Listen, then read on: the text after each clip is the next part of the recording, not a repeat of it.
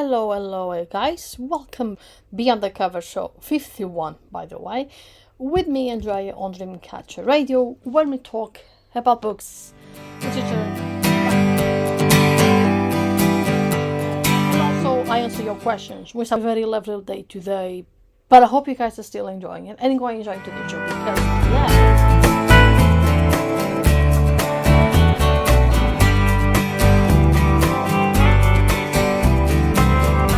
It's another tequila sunrise, staring slowly. And we're going to 12 memoirs. So if you are interested to learn a bit more how to write ones, this is your week today. And perhaps next week, I believe. Yes, as well. So before I ask you some questions, I just want to say something that I did yesterday. Was basically I just watched a thriller Korean movie called Memories of Murder. Is such a fascinating movie. It was very intense. It was such a great atmosphere, and it's built on actually a case. And I will recommend those who are very interested in thrillers, suspense stuff. Just watch it. It's really, really good. And that ending, and I'm gonna leave that ending was fascinating, really, really amazing. Remember, Memories of Murder. That will be the title. So now let's listen to your comments for today. And today I've got 5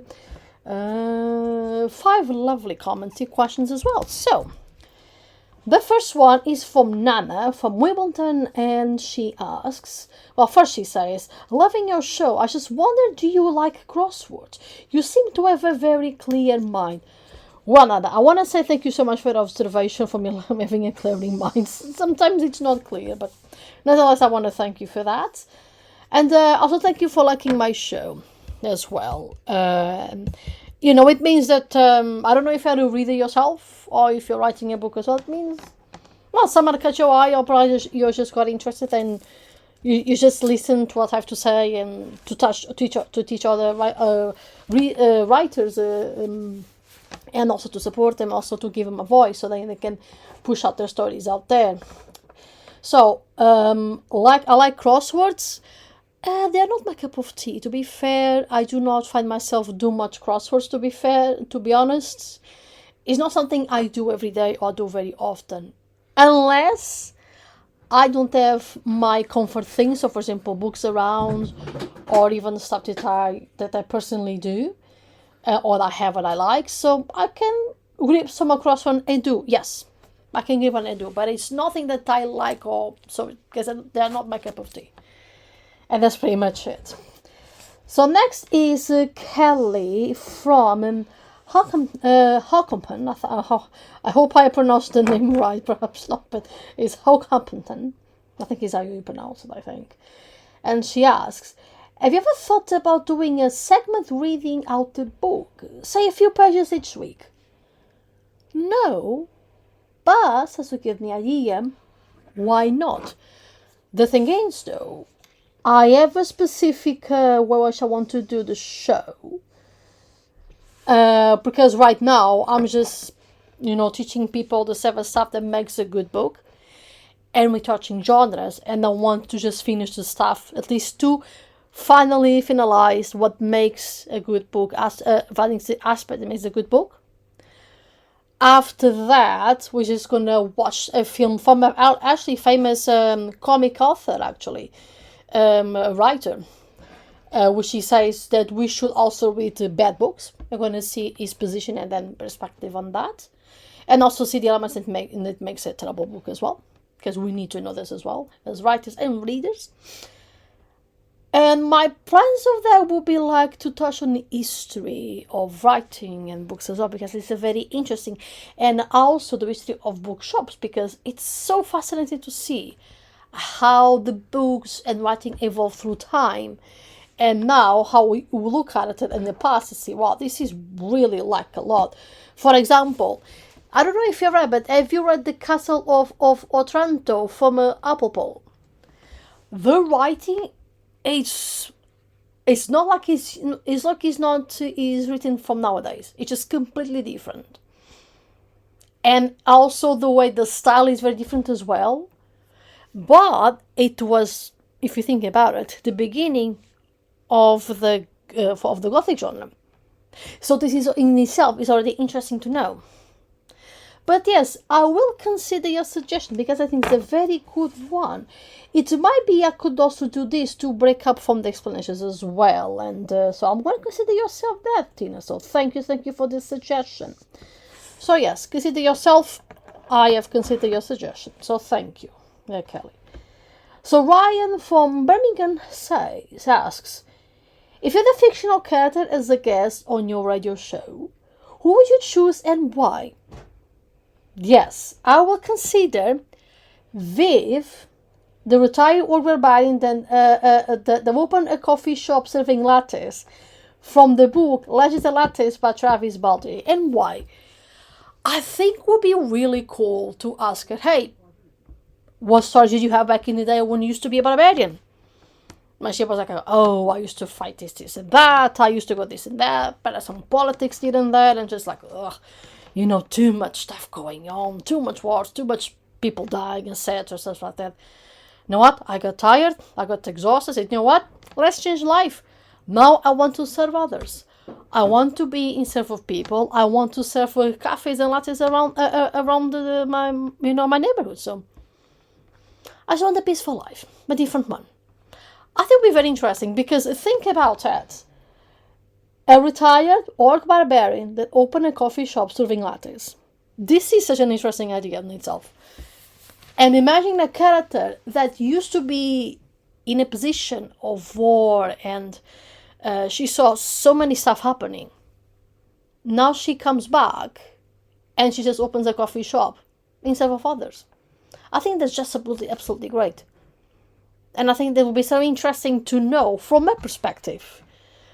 The stories that she has when she was a barbarian fighting, and now the customers' stories, because I'm telling you, as someone working in retail, the stories I could tell you, Ryan, the stories I could tell you. And for those perhaps listening to me, and at the moment also working in retail, they will tell you, the stories I could tell you.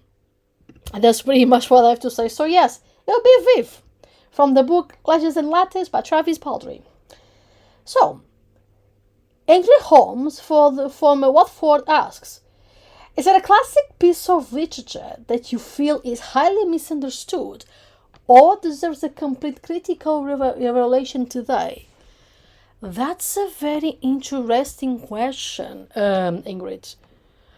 However, I'm going to say, I do not feel I am the right person to answer that. The reason is, while I read, classics myself, it's not a genre that I have too much in my shelves. This makes sense. For you to have an idea, I have got 1, 2, 3, 4, 5, 6, 7, 8, 9 only books of classics.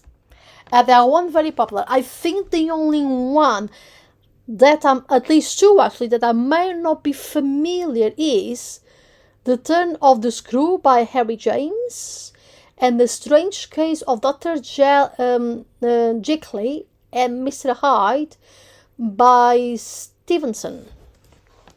This might be the only books that, at least I don't know if other people know, but I don't know. I wish I could answer this question because it's so interesting. I'm pretty sure you must have, but I do not feel a qualified person enough to answer that question. I know a YouTuber could answer that question. I've tried once to contact them, but he not sent me back, so I think I must persist more on that, I think. Because I want to answer this question to him. I can direct this from you as well. Because it's so fascinating. I'm sure he might have, but I'm not sure which one. So I'm going to leave it open for the next time. With someone who actually reads classics might answer that question better for you. So, but thank you for asking. It's really, really interesting. So the last question for today is also Georgie from Wolverhampton. And they said, do you like audiobooks? I prefer paperback all the time. My friends moan to me as costs more. I am with you, Georgie. I prefer paper books as well. I don't think the audiobooks will have, that emotion that you have the book in your hands, feel the paper, the text, and even the smell of it. I love the smell of paper myself. I know it's very, very weird to hear this, but I love the smell of paper. And you own this book. It's yours. You can read anytime you want. You can pick up from the shelf anytime you want.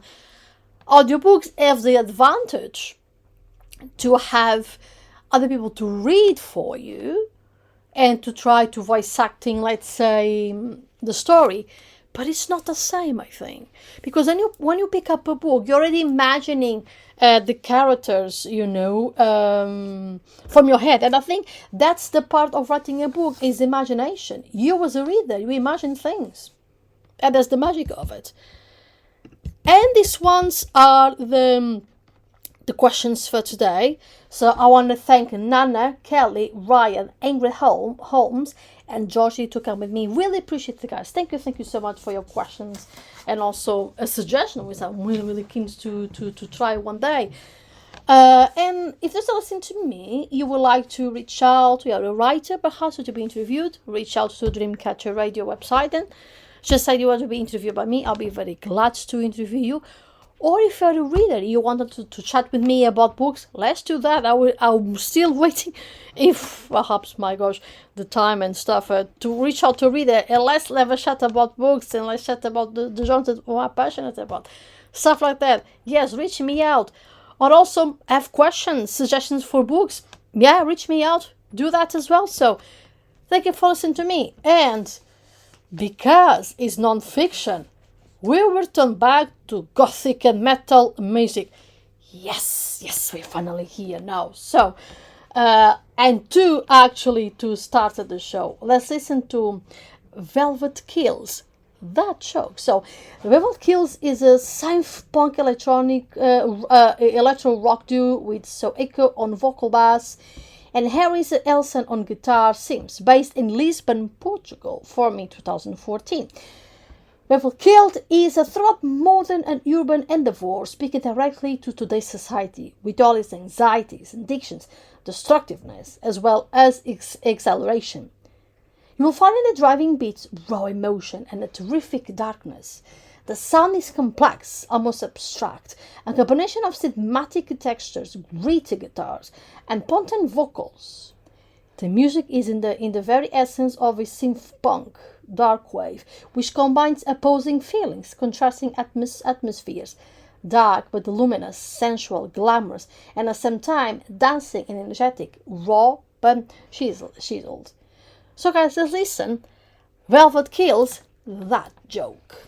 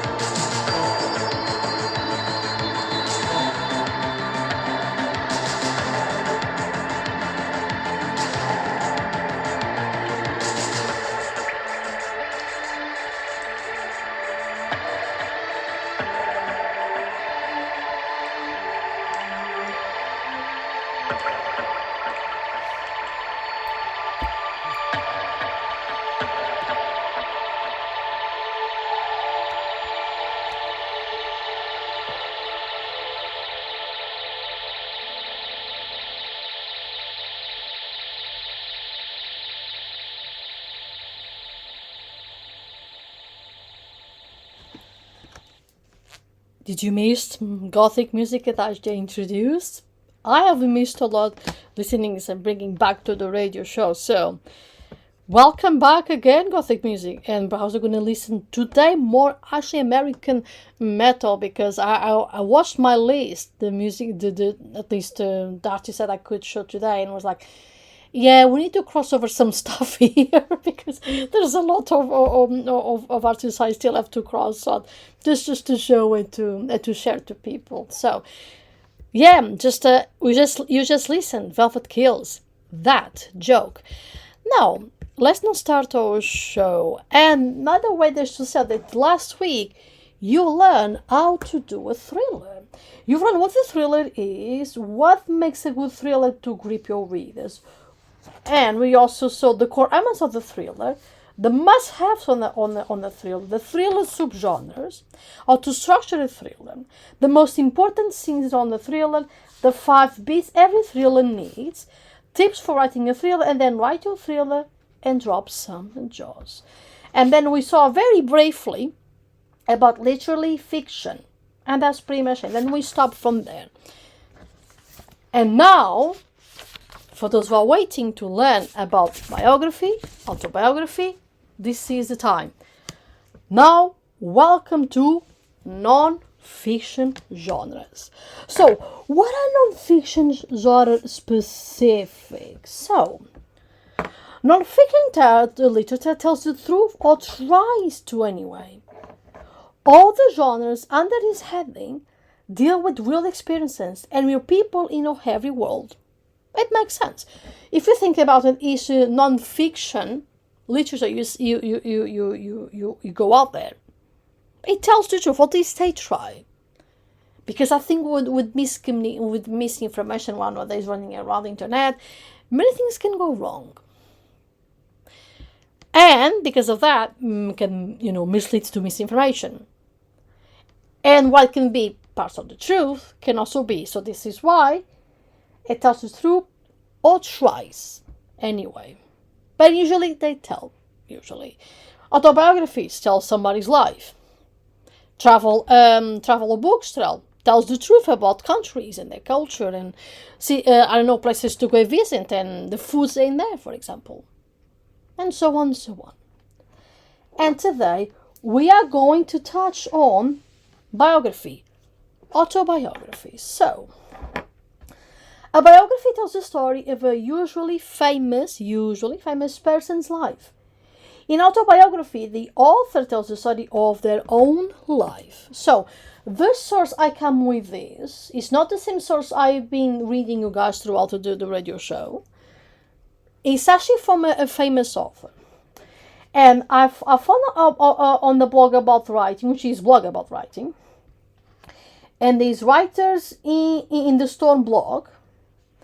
And it is telling a life tips for composing a compelling biography.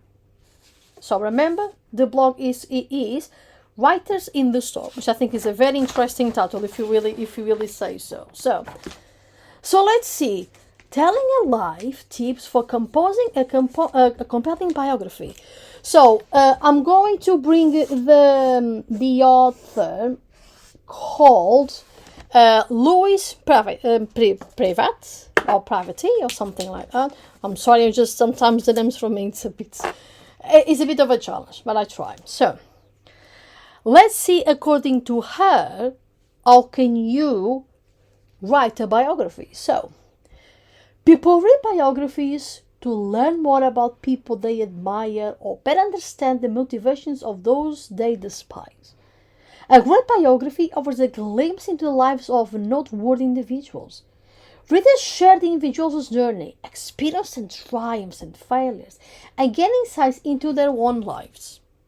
This is also interesting to note about if you think it's also truth.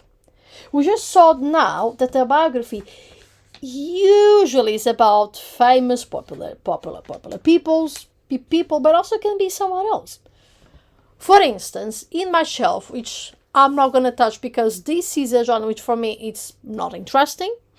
Don't ask me why, I just don't like to read people's lives, but for somebody else what I do, You have my own respect. Honestly, you have my total respect, because how can you read somebody's life? It's something that I really need to understand. But I'm pretty sure there is compelling in that. And you can tell me what the compelling is, which I would like to know. So I have here the Gandhi autobiography, which my brother brought for me to read. It's still in the shelf, still to be open. And I'm not going to open the book because, yeah, it's autobiographies. But it's just to give an idea, Gandhi is a very popular figure. He did a lot of good deeds, but also perhaps not so these people are considered not very good. Depends on which people, But it's this journey of his life that people like to read. People like to read what Gandhi have done in life, what he brought to society that made him, a very popular figure. And then on this journey, there's the people are attracted to. And it is, I imagine, the aspect that makes the autobiography compelling. It feels like, while reading this, you are side by side to the person who are telling the story. You're following them. You see, they're journeying to this in their places. So, okay, I've never been there. Maybe possibly truth. Who knows? Back in the day, it could possibly be truth. And this is what the biography is about. So, whether you admire the person or not, it's about them. So, the thing she advises is to choose a subject worthy knowing. Make sure the story passes to the so what text. Although many people lead honorable lives and are loved by those close to them, they may not have a story that the wider world would want to read. Whenever writing about a historical figure, a famous person, or your next door neighbor, make sure this person has a story worthy telling. And I imagine that it must be the challenge of an autobiographer, a writer. Find an interesting subject to tell about that person. And that might be the hook we are looking for here. And I'm just reading this and trying to understand, because as I've told you, I do not read autobiography books. I just don't read them. It's not my cup of tea. But by reading this is the subject, which you can, if you want to put this, you can put this in a theme perspective. If you're going to write a fiction book, for example, so see, subject is a theme. If I really have to guess, I imagine. So choosing a subject for somebody to read, I think, must be in its own challenging, but also interesting, because let's say that you want to write, I don't know, the story of your grandmother. What she have done? What stuff does she have experienced back in the day? How was back in the day? How was her childhood back in the day? It must be something really, really cool to know. Many people who have been living in this historic period of time might actually say, I know this author is talking about. I know, I live there. I experienced that. And I think there could be an interesting subject to bring on. So, and this is an example that the Lewis, the prophet from the blog, tells. She says that Sylvia Nazar, as an example, Sylvia Nazar offers a relevant quote in A Beautiful Mind, the biography of a mathematician and inventor, John Nash, Nobel Prize winner Nash said, "Find the true original idea. It is the only way I will ever distinguish myself. It is the only way I will ever matter." Yes, you can do this stuff with your book as well, with your autobiography or biography as well. If you see that somebody says something interesting, bring the stuff and let them be probably the theme of your book as well. As she said, I just read it to you from this mathematician and inventor. This I'm pretty sure so many people will relate to. I think the stuff must be very relatable. Not something out of the blue, Must be something that people feel attached and also related. And I think must be, if I will have to like autobiographies, must be something that I think might be the aspect of autobiography. At least, again, the hook of the biography. So, choose a subject worthy knowing. The other aspect she brings is find the hook that will resonate with readers. Aha, I was right. You see, I haven't read the next step, the next thing, and I was just thinking this might be the hook because it makes sense. I mean, we are telling a story of somebody that is very important, or could be a father, grandmother, or whatever it is. Doesn't matter. It's a biography of someone, right? And it must be something that resonates with the reader, because you want to attract, for most, is somebody's life.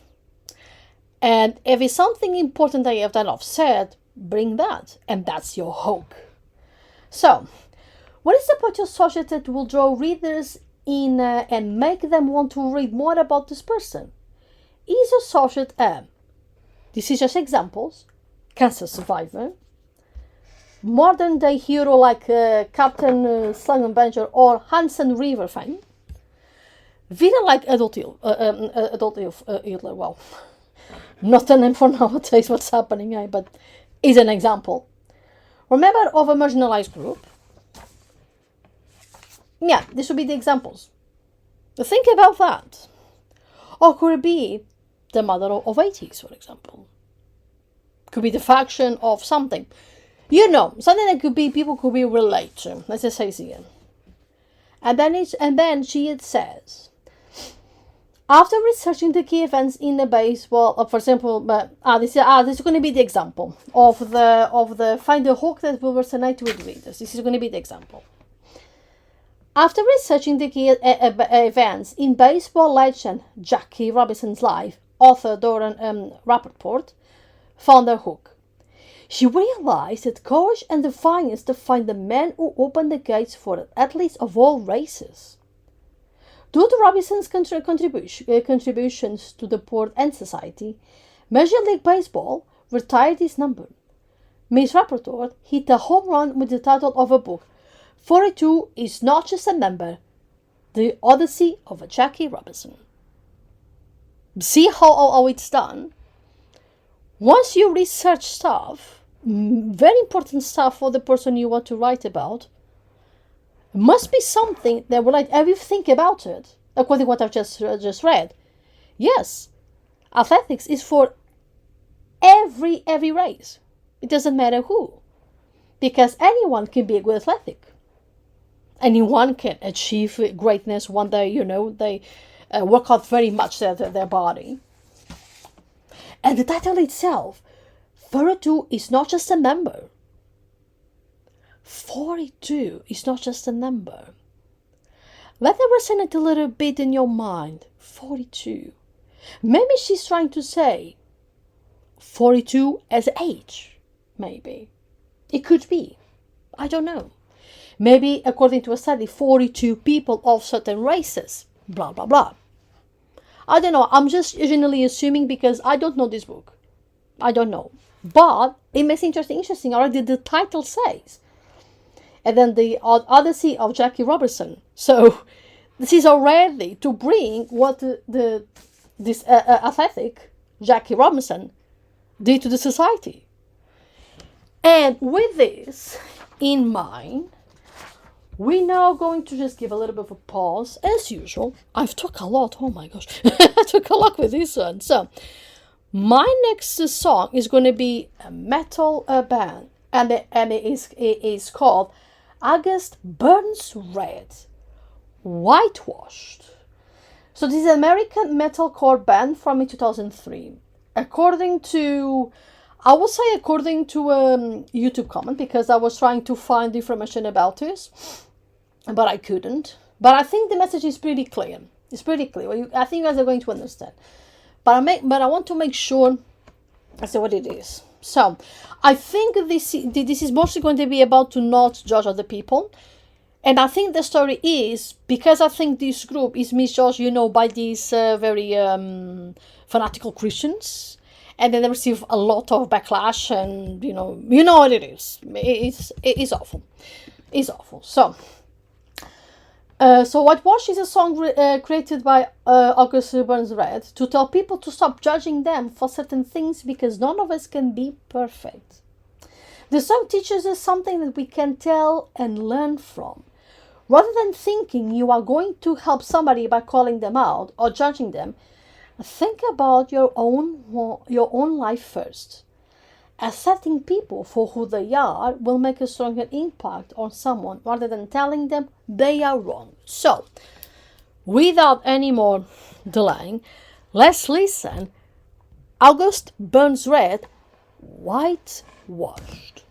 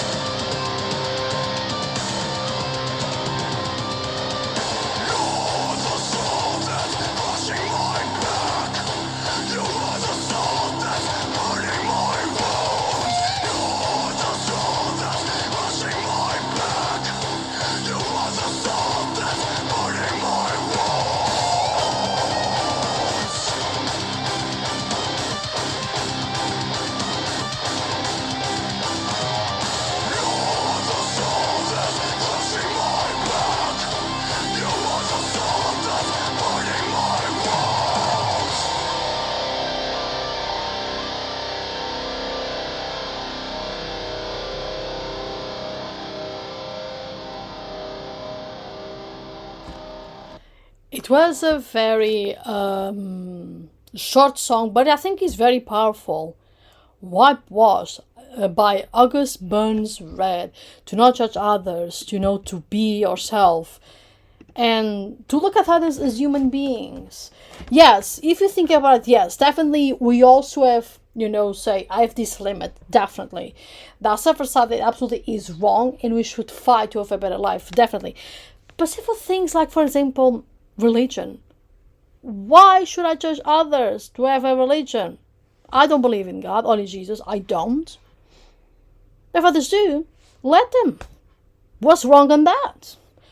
As long as they don't cause trouble, I would say, as long as they don't, and only then try to push you to a religion. I'm cool with that. I'm cool. In fact, my friend's from Portugal, she's a religious person. We get along just fine. We have strong oppositive opinions about religion, sure. But we get along. We are fine. We are friends. That is what matters. Just respect others. Then move on in life. So, remember that. And I think this comes across very well with the biographies, because biographies, we have seen that it does experience about real people of every world. Or at least try to tell the truth. Because, sometimes there may be over-exaggerations, misinformation, but, oh well. After all, it's a book. And I'm pretty sure the writers have tried their best to tell the truth, to try to tell a story. In fact, they're telling the story of somebody. And we saw the tips to write composing compelling biography. And the author, Louise Pravity, she advises you, writer, to choose a subject worth knowing. And this knowing has to be something that is compelling and the people are interested to know. And we also saw that with that, it is to find the hook that will resonate with the readers. Because think about it, you are trying to find a subject that is interesting, that will grip the reader. So, what is about the character or person famous or someone in your family that you think will resonate with the readers out there? A part of their life story, or an adventure they went through, or a visit, for example. This is the hook that you're trying to find. And we saw an example of the book 42 is Not Just a Number, The Odyssey of Jackie Robinson, by Dore Rappaport. And yes, it's about courage and defiance, defined by a man who opened the gates for athletes of all races. This is the story of the book. Many athletic books and not resonate with this because it's the courage, it's the defiance that makes you go after what you want. And this can resonate to many people. Maybe you are struggling and this will help you. Who knows? So, another aspect that the author from the blog, and I'm going to say the blog again for those who are interested to look up for the internet and can, it is Writers in the Storm, a blog about writing, by Louise Pravity. And she also said another aspect is to set the scene. Ground your reader in time and place. What historical events were happening at the time of this person's life? Woodstock, Desert Storm, the Civil Rights Movement. Capture the mood, music, and culture of your subject's era. Yeah, just like any fiction book, you have to set up the mood. And that mood has to make sense. If you're going to write, I don't know, let's say, the history of, an Indian god, let's say Shiva, for example, you have to know exactly how Shiva have lived in the past. Let's imagine that you want to try to explore and possibly Shiva was a real person. Let's imagine. I'm not telling you to come with this. I'm just trying to, to bring imagination on this. Of course, do research first. Always do the research first. But let's imagine you want to write about this. You have to know how India lived back in the days. What was the culture, the music, the food, etc. Bring all this up, these aspects. There was any conflict going on in those times. This is the thing. So to set up the scene, set up the mood, the atmosphere of the book. And the author of the blog gives two examples. So, Jack Weatherford immersed himself in the region and culture of Genghis Khan and the making of the modern world. This is. And he says he took an anthropologist who spent years learning Mongolian, living on the steppes of a part of each year, and listening for the truth of Genghis Khan's life, to flesh out a biography of a man whose life might actually have been bigger than his myth. This is the stuff we're talking about. Once I set up the scene, see? This anthropologist decided to talk about someone else. So, Mongolian culture. And They have to research as usual. This is always to write a book, do always a research. Others more than others, but autobiography is going to be a must. If you're going to talk somebody out of your knowledge, for example, out of your friend, for example, or family, or whatever, by yourself, who knows? Do always do your research. Because again, your readers, autobiography readers and biography readers, are going to know if there's some discrepancies or not. And they find out something is a little bit off, they're gonna point it out about you. They're gonna point out, this reader didn't do the research, this feels wrong. But see how you can do a lot of things.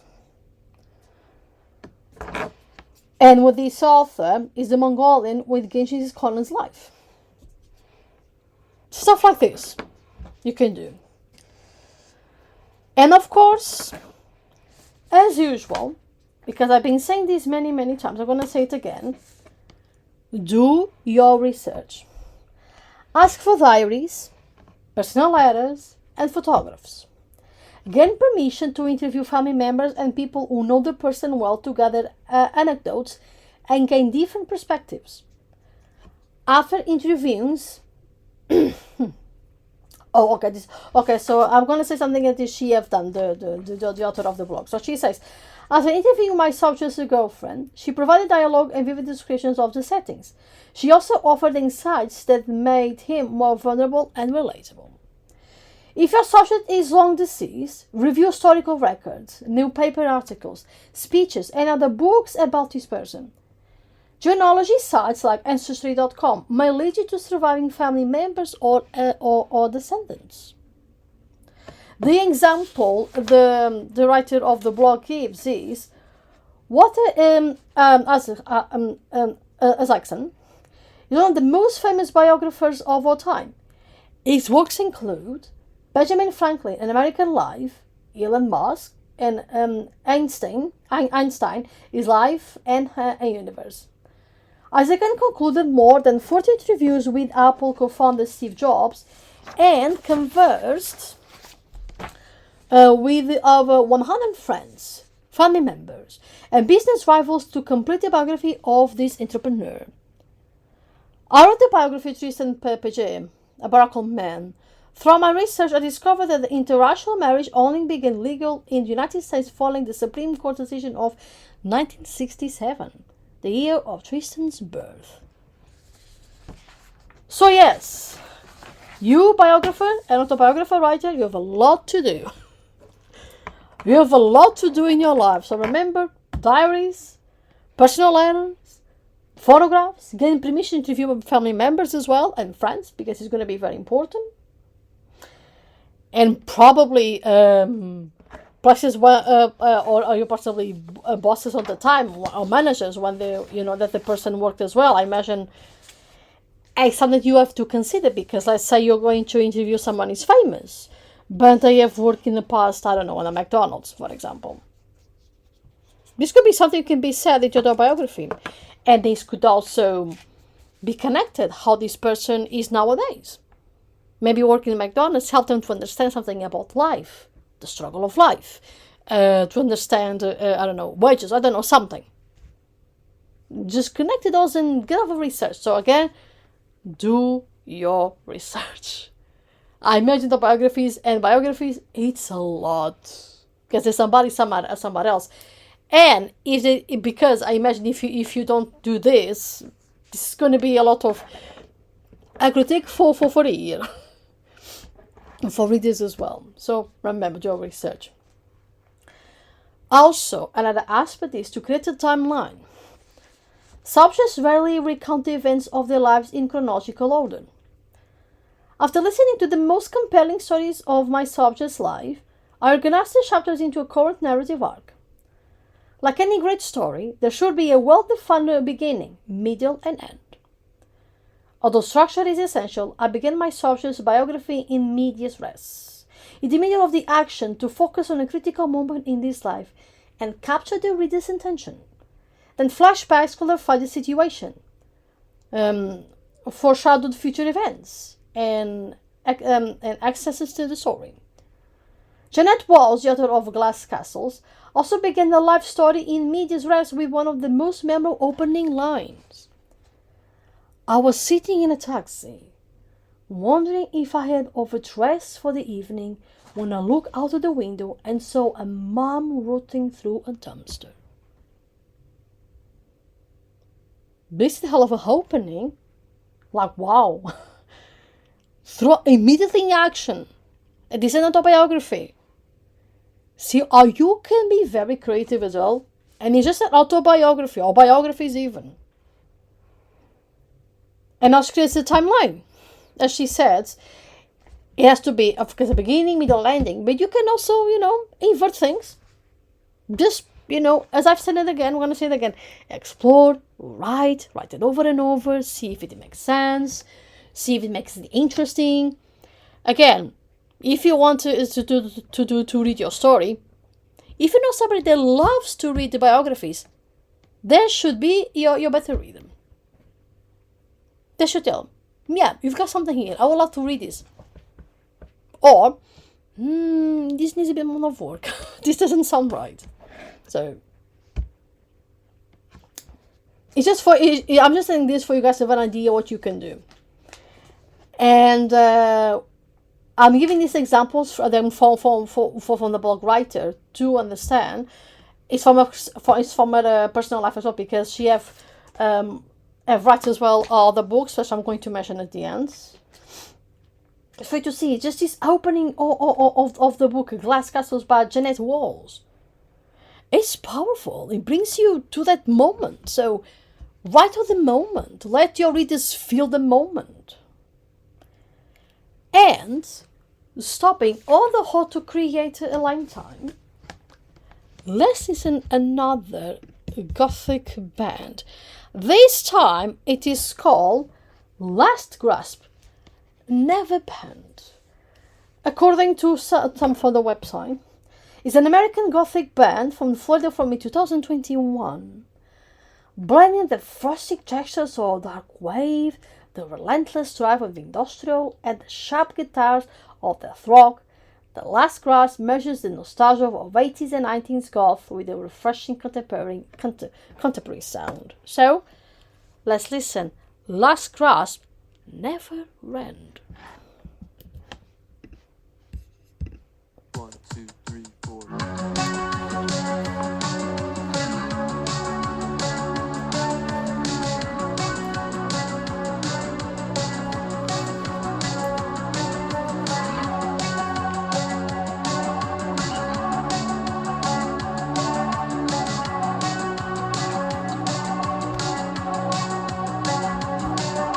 Across the shore,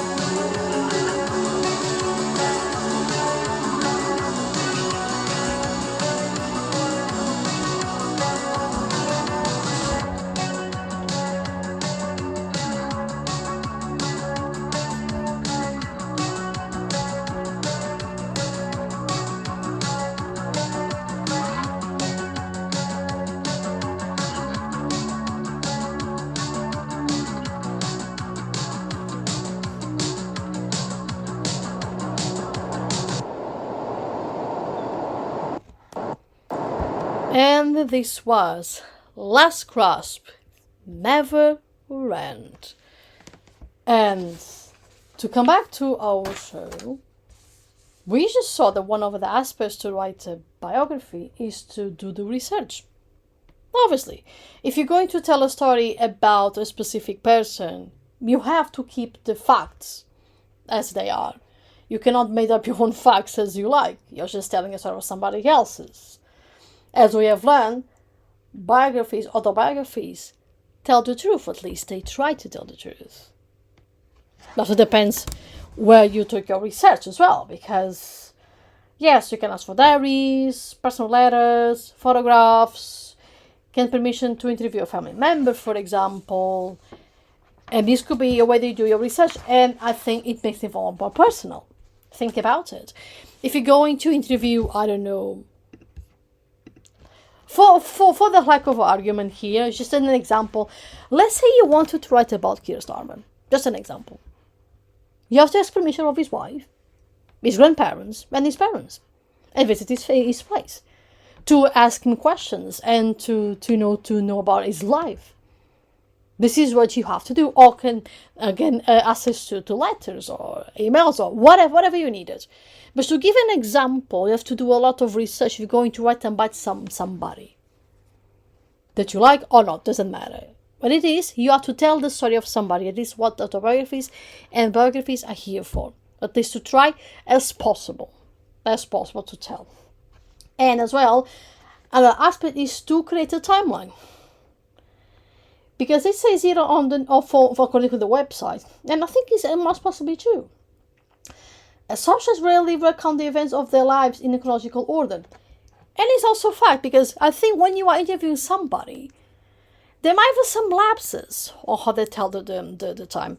Perhaps they're going to say later on in the interview, oh, wait a second, back in time this and this, So we don't sometimes tell the things in chronological order. And this could be another aspect for you to write your book or to create a timeline in the story. So, does it need to be in chronological order? No, but it could be as well. The matter is to be a beginning, a middle, and end, like the fictional books as well.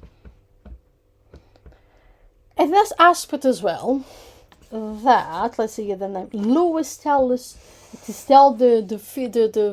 biographical authors to do is take us on an emotional roller coaster. Most writers know the adage, show, don't tell.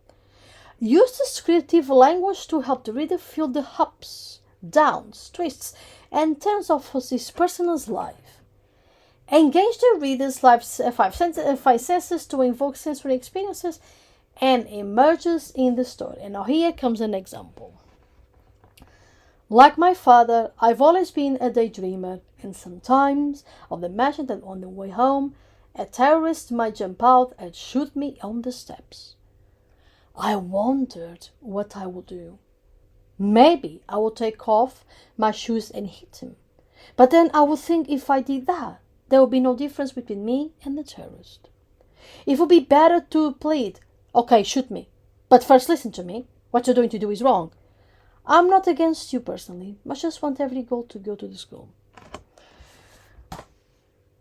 So, and I think, I think this belongs to Mala Yousafzai for the book I Am Malala, the story of the girl who stood up for education and was shot by the Taliban. And the prologue is from the page 6 to 7. Yes, you see the synchronicity of this part of the story. It's really interesting. Because it tells so much about the person and the time when this event happened. So I think what the author is trying to do here is to just give us and let us know what the person in question of the story is feeling at that time. Yeah, doubt, fear, because terrorists, yeah, absolutely, fear. But then she asks, if I do this, I'll not be better than them. So this is that question of morality. And you can do that with your stories as well. Let your reader feel that morals, questions, the doubts and fears, and again, tell somebody's story. Again, through the emotional roller coaster you want to do. Because, yes, it's a biography. Yes, you tell facts, but you also can tell in a very interesting way. You can do show, don't tell. You can use descriptive language for the reader, to feel the ups and downs, the twists and turns, and etc. For to have this roller coaster.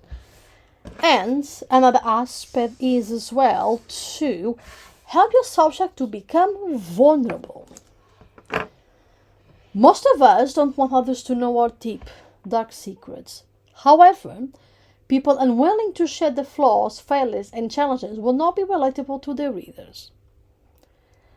I'm fortunate to have a doctor in counseling psychology, and I use this knowledge to guide my interviews.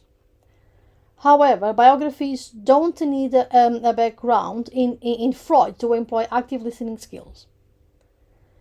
By gently probing, listening without judgment, paraphrasing, and clarifying, I give my subject the space, respect, and safety to tell his story.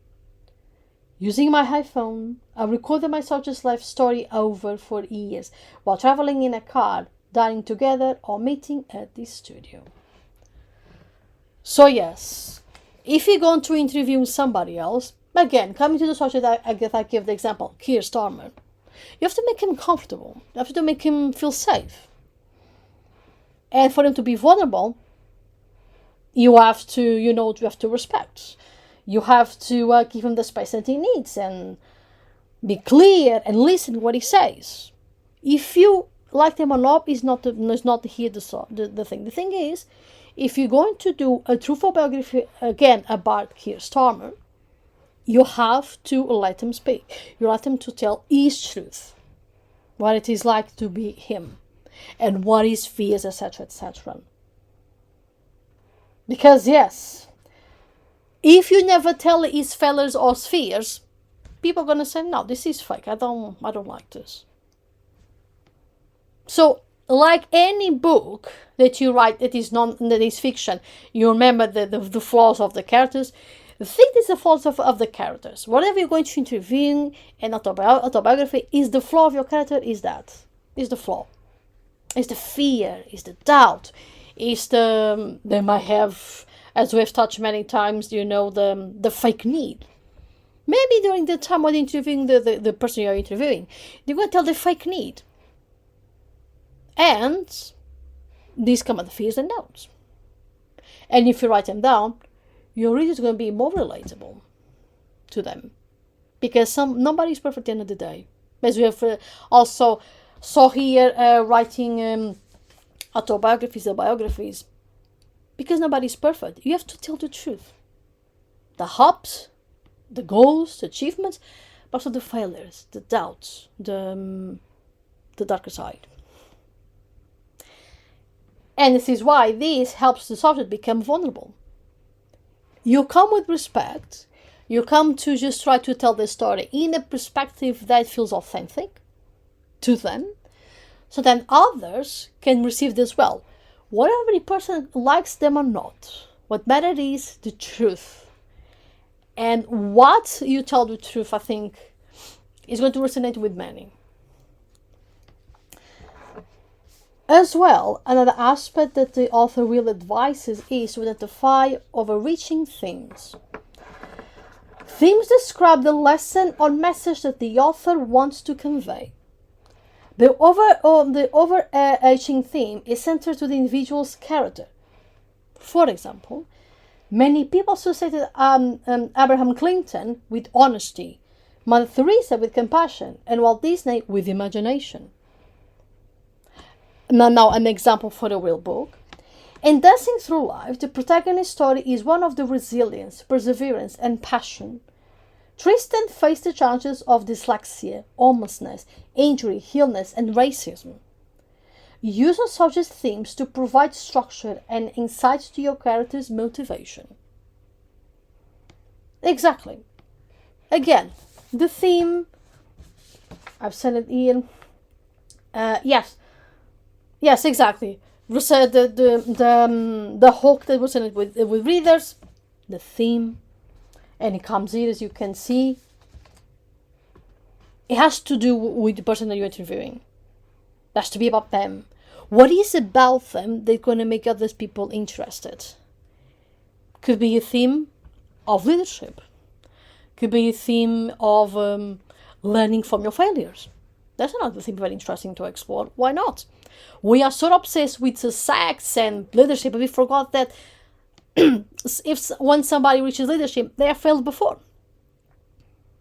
And I think that's more interesting to learn rather than the success, immediately success, because it doesn't exist. It's a lie. It doesn't exist. This is, you fail a lot, you go through a lot, and then you learn, and then you turn things up. This could be a subject of the person that you are interviewing as well. And another aspect as well, I think this is a very interesting one to talk about, is exercise good judgment. A biographer must balance the need to tell an honest story and protect the privacy and feelings of others. When possible, obtain the necessary permissions to divulge personal information and be mindful of the potential impact of your words. Unless you are comfortable with the Jersey Boys handshake, consider a contract to outline the terms of your agreement. Purchase professional liability insurance if you wish to have the Oh, okay, so this is not a big... Oh, yes, I'm going to... Yeah, okay, no, I think this was very important. What was I trying to read? No, doesn't matter. So, the thing is, yes, exercise good judgment is to try to have that balance for an honest story, but also to protect the privacy of the person you are telling the truth. Because, I mean, it's a personal life of somebody's life. And nowadays, how things are so open, and if I'm going to be allowed to say, invasive, you have to keep very, very mindful of the words you're going to give to your book. And how much as well is permitted to that, because I imagine you cannot just write whatever you want. It must be something that somebody is allowing you to say. So, you have to be at two places with good judgment on what you're going to do.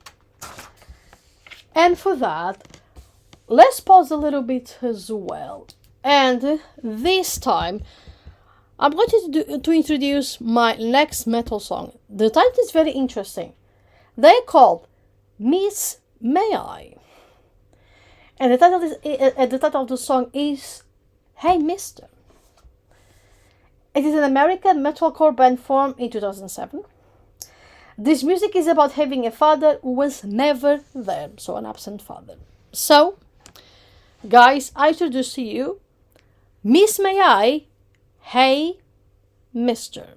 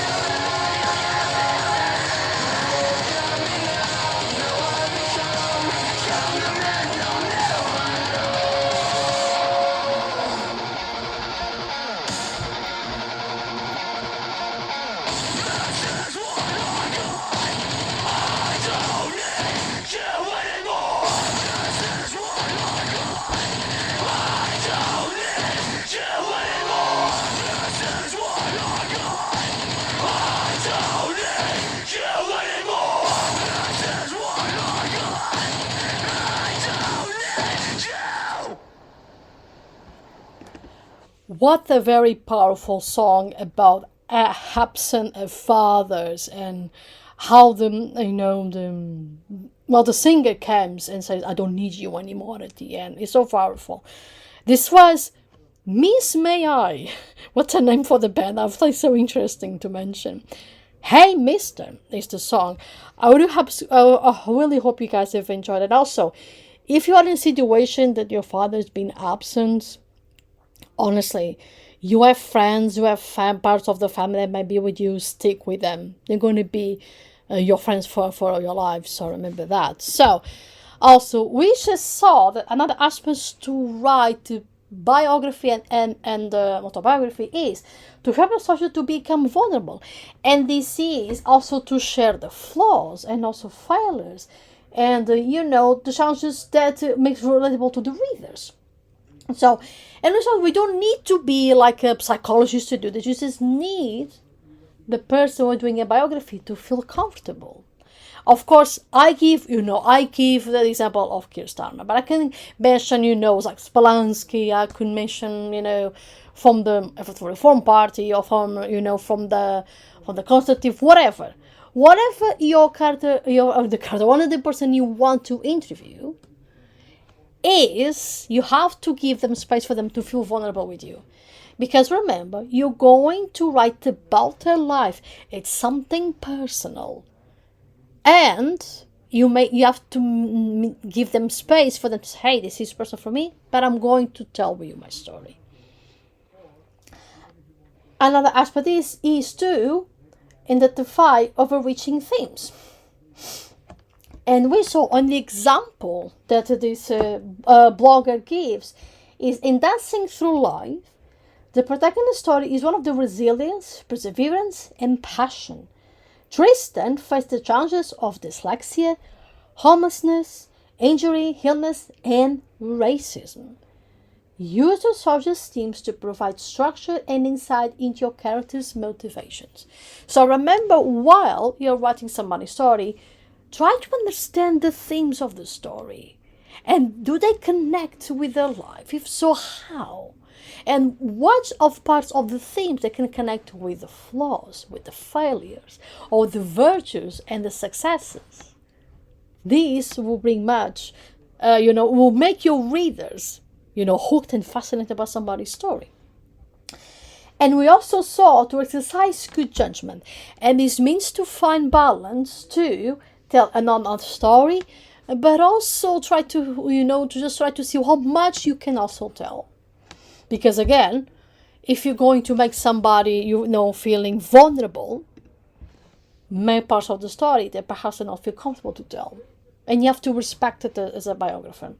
And I never read this, but from the biographer, from the name, Louis Privat, she says, purchase professional liability insurance if you wish to have a lawyer of protection.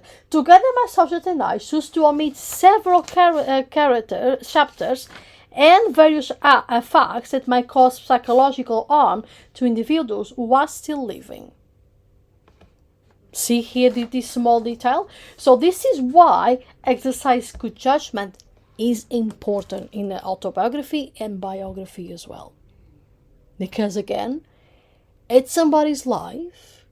You are already in the place to, first of all, to meet them in person, in a place they feel comfortable, they can tell the truth. At least you try to tell as much as you can. And yes, you might have to omit some stuff. You might have to. Because that person is going to tell you what you can and cannot say. At the end of the day, if you think about it, that's how it is. So, and then the last thing you have to remember is to review, revise, and polish. Of course, remember, you're writing a book on somebody's story, but just because you tell somebody's story doesn't mean you don't need to revise. No, you have to revise. You have to review everything. So, I had no idea how long it will take to complete the biography of my dance instructor. COVID halted the interviews, gave my teacher an unplanned vacation, forced me to pull out all my old Jane Fonda exercise tapes. I set the project back to over a year. Due to my subject's dyslexia, I had to read each chapter aloud to him. He then provided clarification while I recorded necessary changes. I revised each chapter at least 5 times. Don't plan on pounding out the biography in 6 months and scheduling a Caribbean cruise with your royalties. Allow yourself enough to write your initial draft, edit, revise, and polish your work. I joined several writers' groups whose members provided invaluable feedback. Once I finished writing the manuscript, I sought the assistance of several beta readers who focused on not only the grammatical errors, but also the flow of each chapter. There you go. Just because you are writing somebody's life, you still have to do the work of other authors do that we all writers do. Revise, rewrite, edit, and polish, and again, and again, and again, until it feels right for you. But remember, perfection doesn't exist. Because if you think this must be perfect, then your book will never be out. Maybe somebody will never know about you or about your grandfather. Who knows? Or somebody else that you admire out there. No, let your book be out. But remember to pay attention to grammatical errors, syntax, etc., etc. You know. Now, the blogger, Louise Privet, have a final thoughts to say. And she writes, writing a biography is an opportunity to honor someone's life and legacy. Hopefully, it will be a labor of love that enables you to present someone's extraordinary and complex life. Following these tips, you can craft a biography that captivates, informs, and delights your readers. And my friends, this is how you, well, according to, pardon me, the Louise Privet, according to her, because I think she also is a writer, if I'm not mistaken, you see that the tips just advise you to write your biography and autobiography. I wish you really good luck, because writing someone's life must be challenging. You have to have consent from that person's, that person's life, first of all. And you have to respect their privacy as well at the same time, I imagine. And if you find a very interesting theme, write about it, let it be out in the world, and let everybody know. Because maybe what our people are, in the world, they present themselves may not be the truth. Maybe half of the truth. And maybe all, who knows. I'm going to leave you in this moment of reflection, because for the next part, and this is for autobiographies in general, I wish I could find more, specific details how to do stuff, but I think I couldn't. But this is a very good one to tell at least some tips to find. Because at the end of the day, think about this. For you to write more about autobiographies, you have to buy more autobiographies from other authors, understand how they, structure the story. Listen, this is like a structured fiction book. Exactly the same. What difference is, I, for example, as a dark fantasy, weird fiction writer, I mess stuff up. I create stuff for my head. And also I get inspiration from other stuff as well out there. You, as an autobiographer, you cannot make stuff up. You can make stuff up. You have to be very careful how you're going to do your stuff. And you have to tell somebody's story. The things that they want you to write about. You have to understand also their intentions and also their comfortability as well, how much they could write. So I think these tips are very important to understand. And also to keep in consideration when you write. So this is how to construct autobiography. Some tips. I hope for those who are listening to me and are interested to write this type of genre, I wish you really good luck, and I wish this really helped you to write down. I'm going to say it again. This comes from the source of a blog called Writers in Stone, blog about writing. and it is telling a life tips for composing a compelling biography by Louis Brevet. This is much at least I come up with. And now, before we start now, because we're going to introduce two memoirs, and there is a difference between biographies and memoirs, we're going to see. Let's now listen to our, third Gothic band. This time, let's travel to UK. Let's be here on our homeland, shall we? So, this is called Fields of the Nephilim, Moonchild. UK Gothic band from in 1984. It's already very old. This got rockers from Hertfordshire sang songs about Lovecraft and Crowley. Moonchild is based on the occultist novel Willis looking for extras from A Fistful of Dollars. Unusual combination, but an evocative one nonetheless. Vocalist Carl McCoy had a voice that sounded like he'll be only just rising from the grave. It sounded obviously entered them to the goth masses of the mid-80s. The ambiguous short A guitar arpeggios, this is some terminologies again, and I see things cemented their sound as one that was none more goth. So let's listen now. Fields of the Nephilim, Moonchild.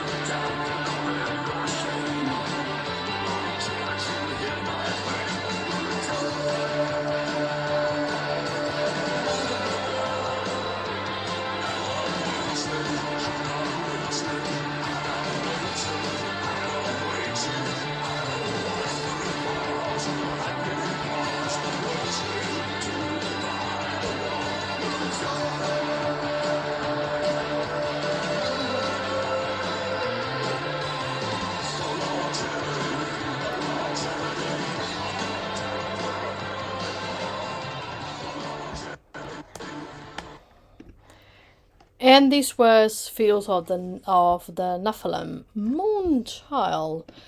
I really hope you guys really have enjoyed the song. So, we just came up with some really good tips how to write biography and autobiography. So, according to the blog Writers in the Storm, blog about writing, the author Louis Prevet come to some tips how to telling a life, tips for composing compelling biography. As she suggested, choose a subject worth knowing, find a hook that will resonate with readers, set a scene, do your research, create a timeline, take us on an emotional roller coaster, help your subject become vulnerable, identify overarching themes, exercise good judgment, and review, revise, and polish. And this was the end of to write biographies, autobiographies. Now, what is exactly a memoir? So, a memoir is a book-length work for literature in which the author shares a personal experience. Unlike an autobiography, however, a memoir centers on one specific theme or event. However, a memoir centers... I'm reading this again. So, memoirs also tend to be more literally in nature, with heavy emphasis on writing style and internal conflict. So, autobiography is entire life. A memoir, one part of life of something or aspect of events of somebody. That's you think you need to think about what a memoir. So, on the website Writers and Artists, the author Kerry Marshall shares some, let's say, also tips how to write a memoir. And let's see what she suggests. So, before you can start writing a memoir, you need to know how they're different from autobiography. They're both similar, but they are usually designed to do different jobs. An autobiography is typically written in later life, after becoming very successful or both. It's a chronological list of things that happen in the writer's life: birth, school, relationships, career. It's popular among celebrities such as TV presenters, footballers, and comedians. A kind of, this is your life, written by or ghostwritten by the person who lived that life. Autobiographies don't typically have a message or a theme beyond, here's how I got from here to here. Memoirs are technically autobiographies too, but they are a little different. They are more reflective, more emotional, and more focused. They don't usually attempt to describe someone's entire life, just one part of it, whatever that's one story, one time, period, or one specific thing. So remember, this is everything you need to know, in a very summarized way. Autobiographical, biographies, the entire life of somebody. Memoir, one story, one time period, or specific theme. And that's it, because they are very similar. If you think about it, they're very similar. As now, let's see her tips. Find your focus. A memoir tells a story or has a message. What's yours? The story I want to tell is what it's like to come out late in life and why it took me so long. I could easily write a completely different memoir about a different theme, such as living with undiagnosed ADHD or trying to be a rock star. And who knows, I may write another memoir in the future that starts where my current memoir ends. So yes, find the focus is just when you want to start to write your memoir, I imagine, because the timeline, etc. Because they share if you think about it, memoir biographies, they share similarities. Even when memoir just shares one theme, one period of time, it's a chronological thing. So set up the time. Here is more about to how set up the focus on the stuff that you want to write. So be focused, you're concentrated, etc. Don't begin at the beginning. Oh, what an interesting advice. Unless the circumstances of your birth are a key part of the story, your memoir probably shouldn't start at the beginning of your life. It should start at the beginning of the story. That could be when you were at school, when you fell in love with your soulmate, or when you discovered that your uncle was a serial killer. My memoir starts with a spoiler. I'm trans, and I've just thrown a grenade into the perfect life. This is a very good, cool way actually to start the memoir. It's a very good way. Yes, your beginning of the story doesn't necessarily need to be the beginning of the beginnings. You can just say some stuff. And the example the writer gives here, so Carrie Marshall says, I'm trans and I've just thrown a grenade into the perfect life. Which, of course, if I have to imagine here, she's talking about being trans and the grenade is, bum. You know, the news. I am trans. This is the grenade. The big, big revelation. And what a cool way to start. Okay. Again, I imagine those who are going to read this memoir probably are trans. Or somebody else who's know they are trans. Again, resonate with your readers.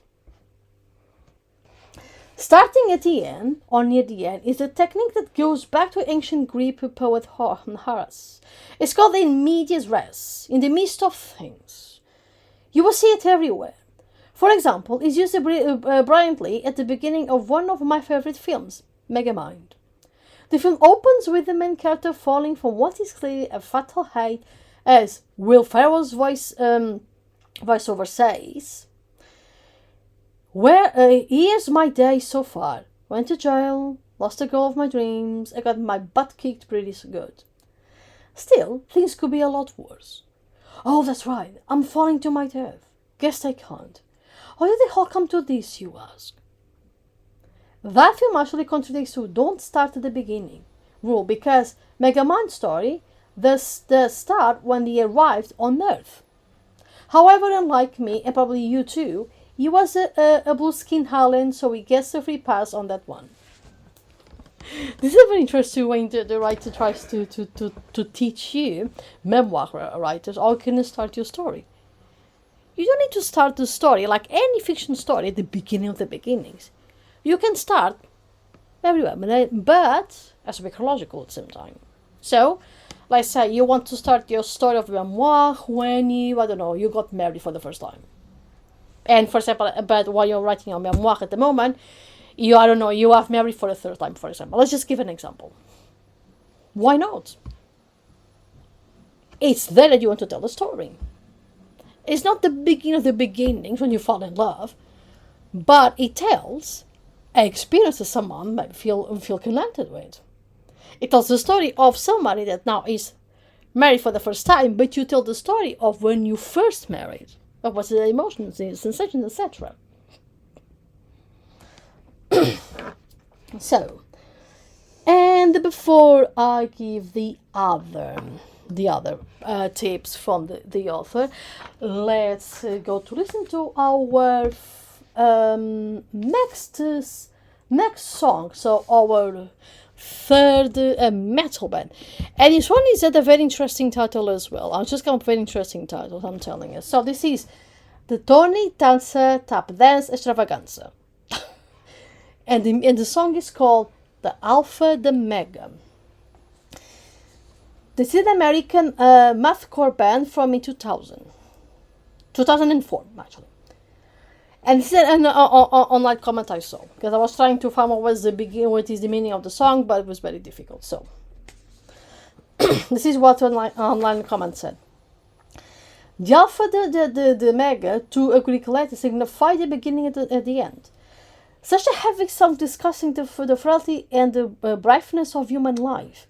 At times it feels so pointless. We can learn from our mistakes, and yet that's it where we are in the ground. We all fall, we will all struggle, and why it seems so useless, so pointless? Then it's over.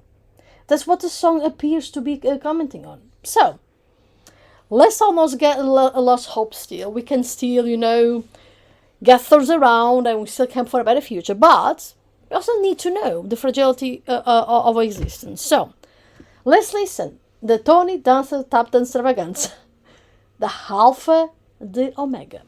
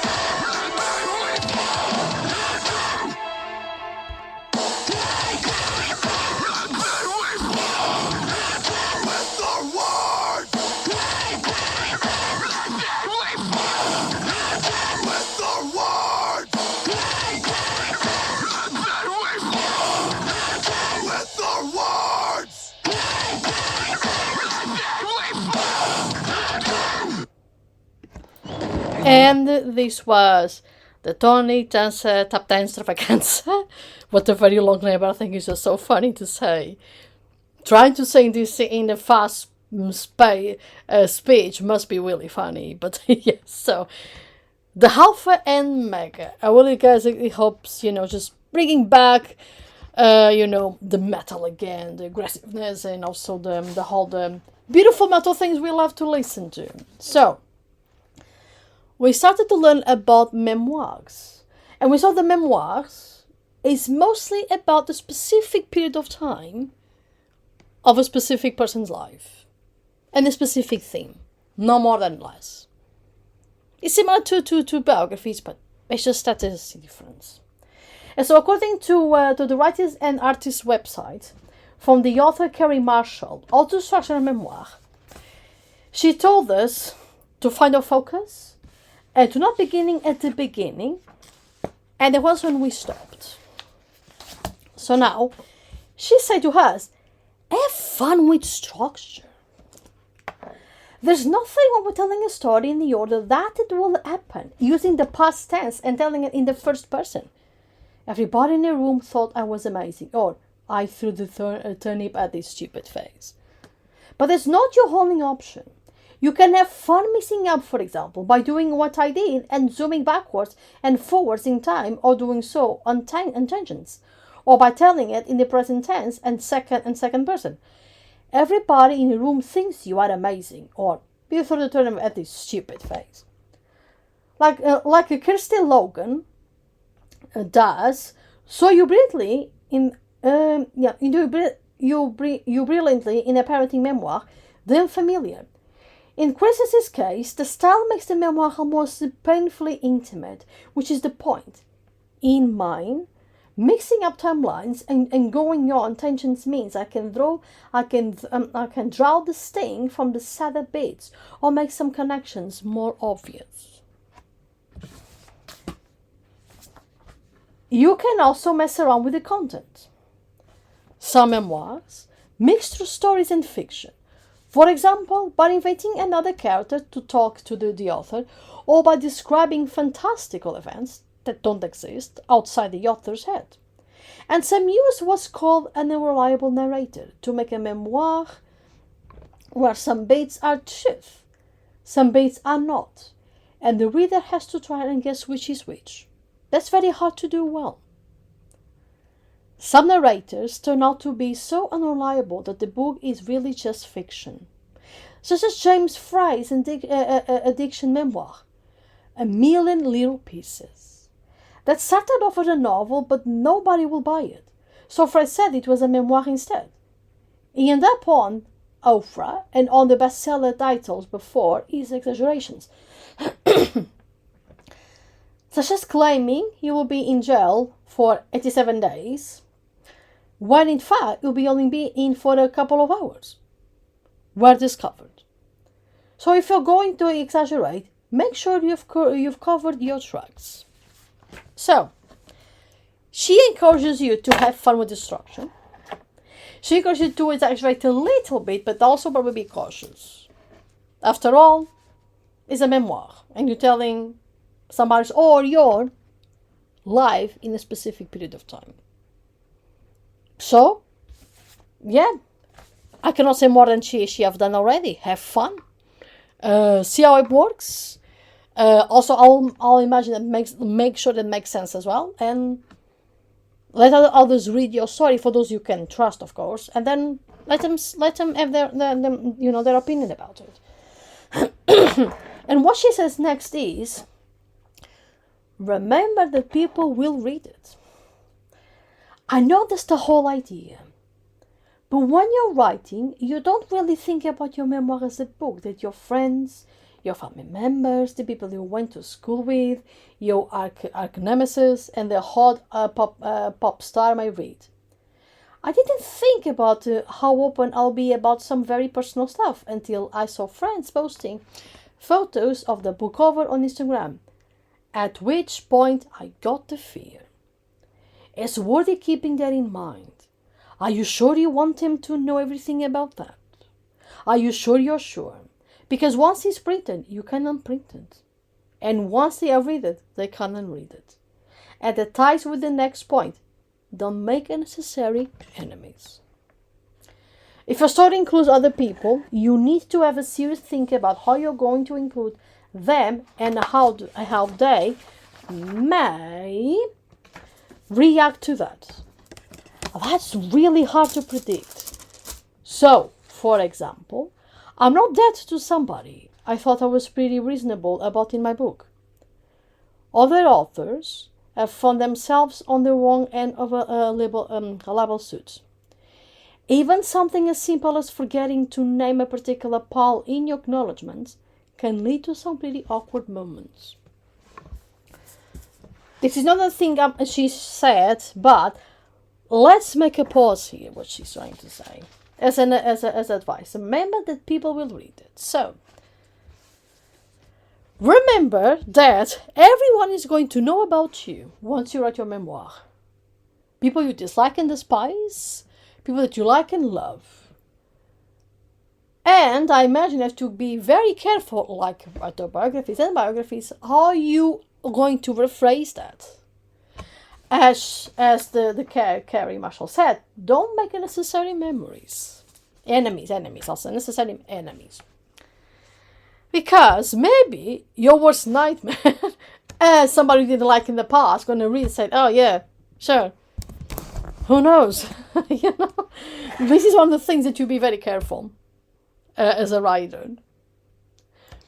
Because again, it's your life or someone's life, and people react very fast nowadays. People do not stop to think. We're living in an era where we are like, I don't want to say animals, but close enough, because we react so instantly that we forgot that we have a thing called reason. And I make this because everybody's going to read your book, and you have to make reason with emotions at the same time. And again, follow the balance. If somebody doesn't like you and they find their names in their book, you're gonna have to explain how they got there. If they ask about it, they may not. They may be in a place on Monday that say, yeah, what's the past, I don't care. But if they don't, you probably have to explain. But my point is, just be mindful you're going to rephrase your book if you're going to mention somebody. Because they're probably going to read it. They may not remember you now, but they may see, I recognize this face. Memoir? Is this Andreia? It's Andreia! Oh my gosh, now she's writing books, god damn. And then they see, oh, she didn't like this person? Okay, thanks a lot. Well, thank you. Thanks a lot, thank you so much. That kind of thing, It's like, and they're like saying, yeah, okay. So, just be mindful, as I've been saying. So, but let's continue what she says. And finally, if you're doing memoir, you need to be your own toughest critic and the ruthless in your focus. If it is not relevant to the story, it should be in the book. Keep asking the question, how does this move the story along? If the answer is, it doesn't, then chop it off.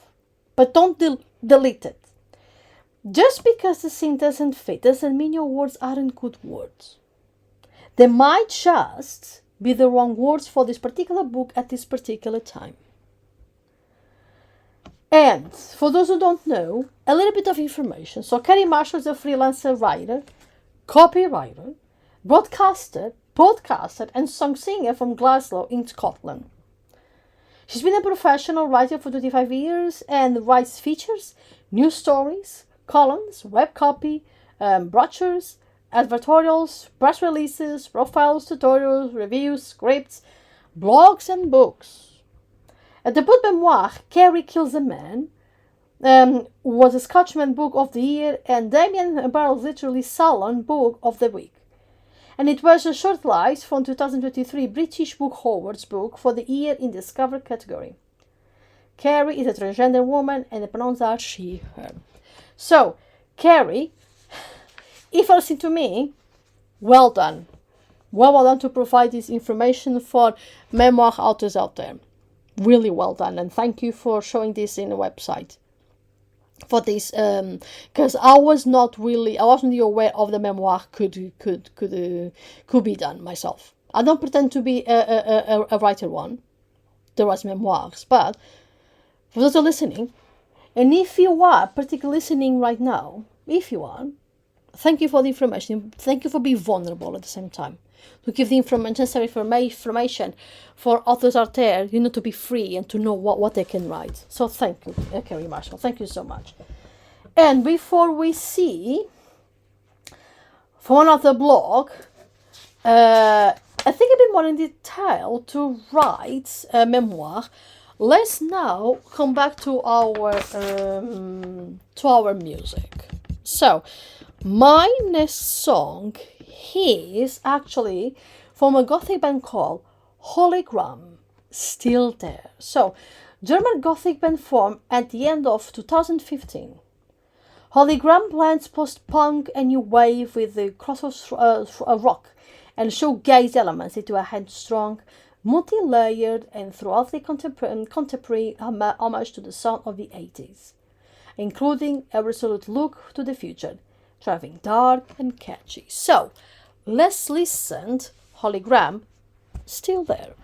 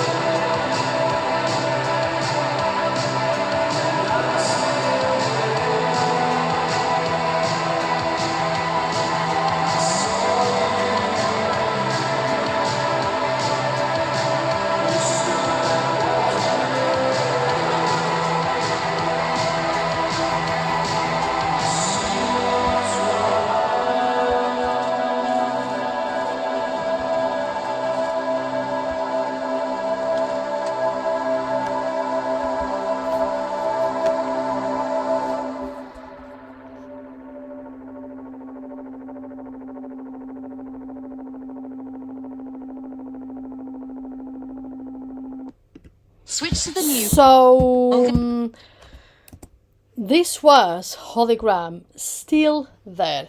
It's just not missing a couple of minutes, and unfortunately my next song I would like to play is 5 minutes, so I'm not gonna play it unfortunately, but I'm going to play it on the next week. And it's a very interesting band actually, because they are an indigenous black metal. So you imagine now an indigenous, American indigenous black metal band.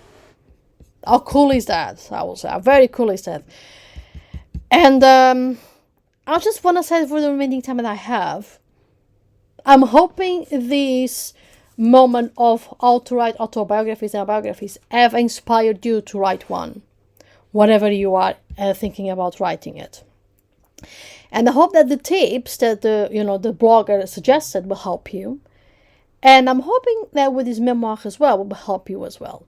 Non-fiction is very underestimated, I think. So I hope you guys really enjoyed. So I just want to say thank you so much for today, for this week, and keep posting your questions and suggestions. And see you next week, and have a lovely day. Bye bye.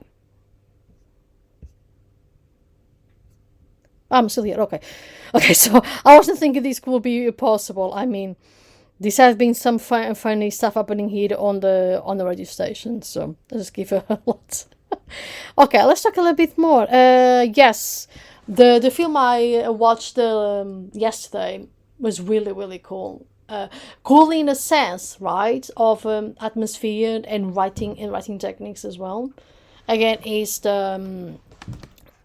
inspired by real events and stuff, but it was really so interesting because the way and that ending, which I will never forget, that ending is so well done, and how the dialogue, it just hits you hard. Again, if you like thriller, watch Memory of